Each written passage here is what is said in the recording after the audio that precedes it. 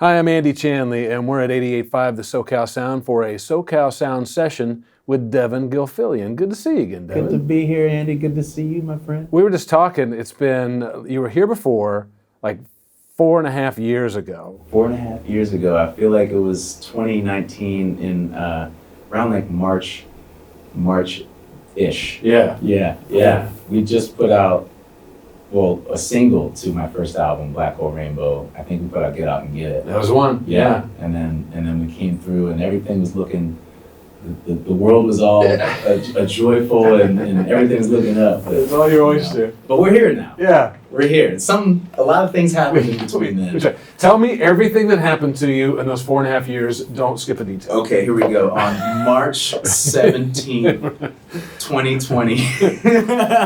It's been a journey. But let's start with this. Let's talk about the vitals, the most important things. The album, Love You Anyway. Yeah. It's out, available now. It's fantastic. The singles, All I Really Want to Do, we've been enjoying for the last 6 months on this station. And Love You Anyway is the title track. And we're going to hear both of those live today. Yes. He's going to perform for us. He's going to do a few songs. I remember seeing you then and thinking, wow, this is a really nice guy. Just put off positive vibes and thinking the music industry is going to beat that out of you in no time. But here you are, and every time I see you, you're a font of positivity. I'm jaded now, Andy.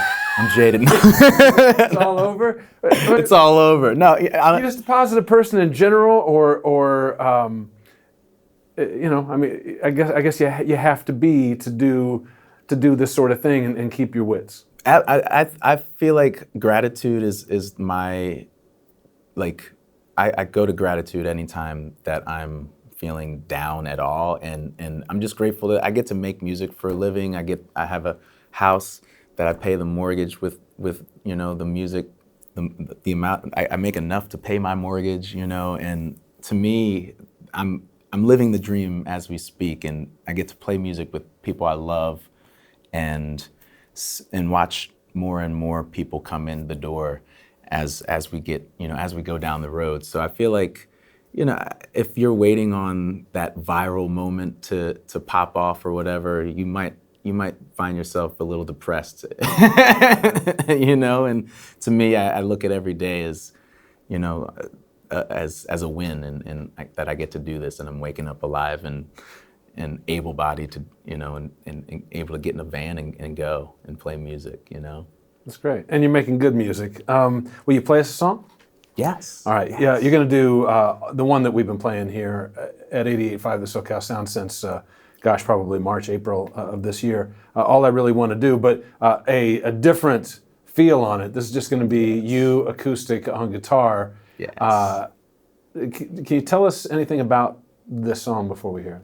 Absolutely. This song is about meeting somebody and just falling in love and being so curious about who they are, and knowing that you feel this connection, and that you're both weirdos, and you're like, wow, how weird are you? Let's get to know each other. That's where this song came. That single, by the way, did really, really well for you. I think right up at near the top of the AAA charts. Yeah. Was for this sort of music. And with your last album, your first full-length album, being Grammy nominated and setting the bar pretty high, did you have any jitters about the sophomore album? How well will this be received, or do you just not pay attention to any of that stuff? I definitely had some jitters. I felt like there's always that sophomore slump thing, that whole I guess it's not made up, but there is that. You have your whole life to write your first album, and then you have to write the second album. You worry about the yips. Yeah, the yips, right? Yeah, I was like, no.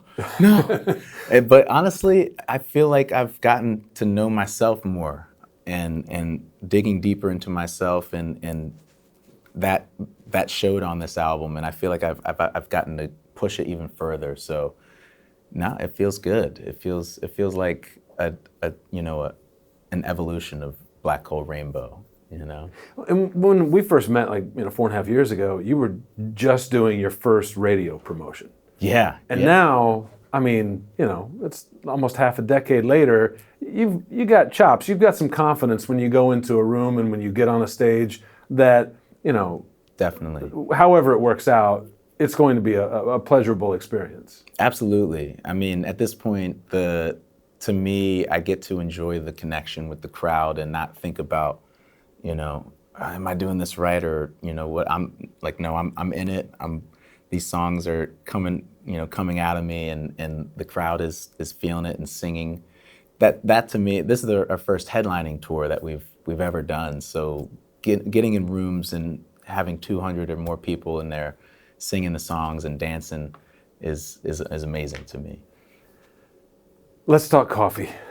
Come on. I don't know if you know this, but I'm like pathological about coffee. I've roasted my own beans at home. Wow. For over 20 years. What? Yeah, I mean it. Okay. I'm really all right. pretty serious about it. But look who's more serious about it. This is great. This is the brown sugar blend. And people can just buy this on your website, right? They can get it on the website.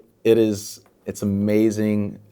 Methodical Coffee Roasters, they're the ones who we partnered with, and they're in Greenville, South Carolina, and we got to taste these beans. They came to Nashville and had all these different beans, and I'm pretty sure these are from Colombia, these beans, and it's a light roast, and yeah, Colombia. That's a go-to for me. The bourbon.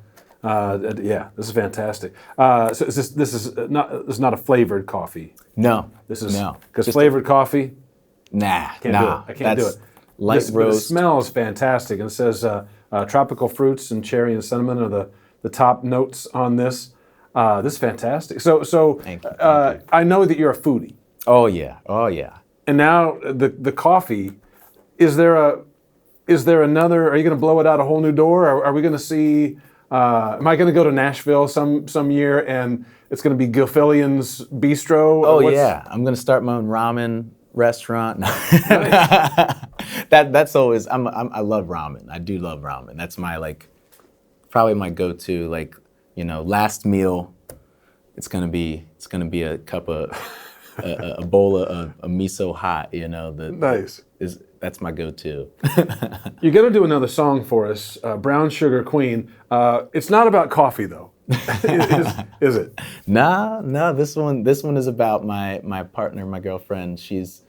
I met her a while ago actually, and we've been on this roller coaster of we were dating in 2014, went apart, and then came back together for the past 2.5 years and found each other again and grew up, grew out of our child stages, and now I'm like, okay, it feels good. This is my person, and it's a tribute to her in a big way. That's beautiful. On the record, I mean, it starts out with this, I don't know, like a Silk Sonic, smooth, R&B thing. Yeah. But then the nylon classical guitar comes in and the horns and stuff. It's a whole different feel for it. I love the stripping it down, and I feel like that's the campfire test, right? If you can play it by yourself, the song is there. But also tonight we get to play it live with the full band, and I'm really excited for that. That's great. Yeah, when you can do a song 12 different ways and everyone is a different flavor, but each of them is just delicious. That's a sign of a good tune. I don't think we've ever really talked about you talked about youth a minute ago, about your upbringing. You're from you're in Nashville now, but you're from a place called Morton, Pennsylvania. Is that right? Yeah. A suburb of Philadelphia, named after, I looked this up, and I'm sure you know, John Morton, who cast the deciding vote for American independence, signed the Declaration of Independence. Wow, yeah. I actually didn't know that, Andy. That is I love that. John Morton, he's a heck of a guy. I don't know anything about him. It's probably awful. I don't know. Population 2278. It's a pretty small population. Although you're close to Philadelphia right there, and a huge metropolis, what was it like growing up? Did you feel like you were a small town kid? Definitely. I've definitely felt like a small town kid.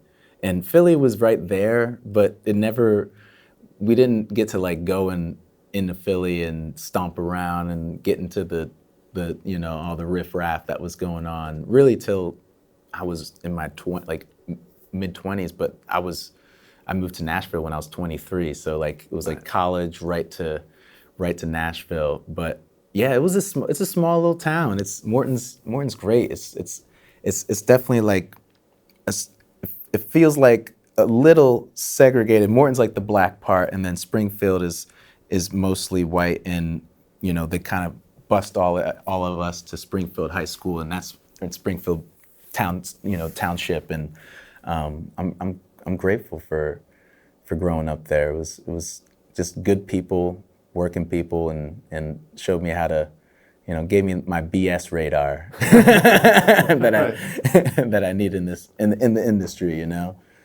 Nice. It says Mike Socius from there. So if you're a Dodger or Angels fan, you can, I guess, embrace that either way.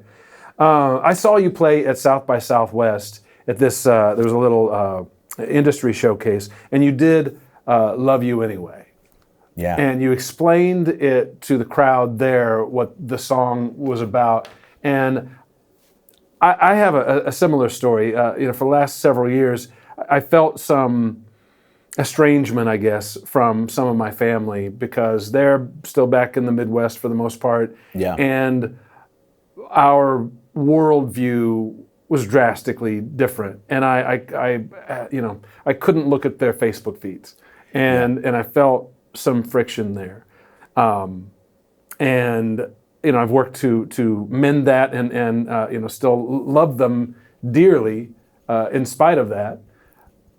But you were able to put this into a song. Can you tell your story for "Love You Anyway"? Absolutely. This song came from me being very mad at friends and family, but mostly family. My nana, I was really mad at, and I love her so much, and and always will. But at the same time, I was trying to reconcile. We do have very different worldviews, and this country is huge and made up of people that have a lot of different worldviews. That if we don't actually sit down and talk to each other and communicate with empathy and about the fears that we have, the actual struggles that people are going through, from wherever you're coming from, black, white, brown, whatever your background is, and we won't understand each other if we don't do that in real life. And social media has torn us apart in so many ways and has amplified that polarization. Yeah. And I kind of had to view it as we need therapy, and the only way therapy is not you're wrong, no, you're wrong. It's okay, let me hear you, let me listen, and maybe we can get to a place of understanding each other and understanding why we're both hurt. And that's hard to do when you feel like the other side is clearly wrong. Yeah. But we have to start somewhere, Disagree without being disagreeable. Yeah. Yeah. All right, so we're going to hear that song, but we're going to let the music play us out. But I just want to say thank you so much for coming and seeing us again. Oh. And I know that as we tape this tonight, you're going to go and do the Troubadour, and I'm sure it's going to be to the rafters there, and you're going to have a great time. It's a great old house. I'm so excited. It's going to be fun. And the new album is available wherever you buy records. It's "Love You Anyway," and of course you'll be hearing Devon Gilfillian on 88.5, the SoCal sound. But he's playing us out with "Love You Anyway." Devon Gilfillian on 88.5, the SoCal sound. Thank you, Andy. Thanks.